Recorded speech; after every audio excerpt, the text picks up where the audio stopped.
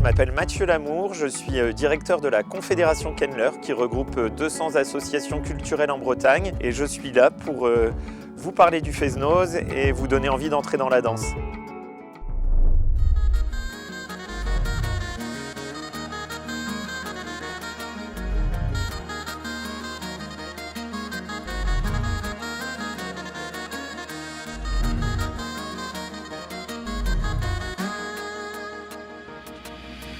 Fest-Noz, c'est du breton. Fest, ça signifie la fête et Noz, la nuit, donc la fête de la nuit. Le terme s'est imposé à l'échelle de la Bretagne dans les années 54-55. C'est donc une pratique rurale, paysanne, collective, très développée partout en Bretagne. À l'origine, ce sont des rassemblements de 20-30 personnes. On est loin du Fest-Noz de Yaouank qui se déroule à Rennes tous les ans, qui aujourd'hui attire plus de 5000 danseurs.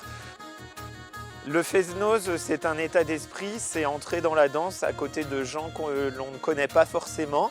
Ça se pratique en extérieur au beau jour, en salle toute l'année. C'est un lieu du vivre ensemble, un lieu de convivialité et c'est vraiment accessible à tous.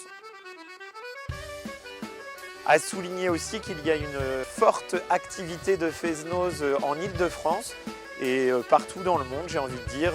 Un Fest-Noz organisé chaque année au Japon, donc c'est vraiment un état de vivre ensemble qui est tout à fait, on va dire, universel. Dans un Fest-Noz, il y a une trentaine de danses différentes qui peuvent être proposées sur les 200 que compte le répertoire traditionnel breton. Donc effectivement, les 200 associations que compte Kenler font ce travail d'apprentissage des danses bretonnes.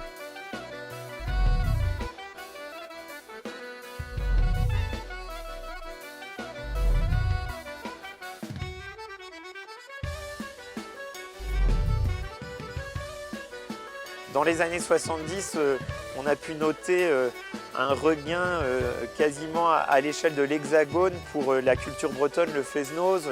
Il y a eu à ce moment-là une professionnalisation aussi des groupes de Fest-Noz. On a une trentaine de groupes de musique qui vivent grâce au Fest-Noz.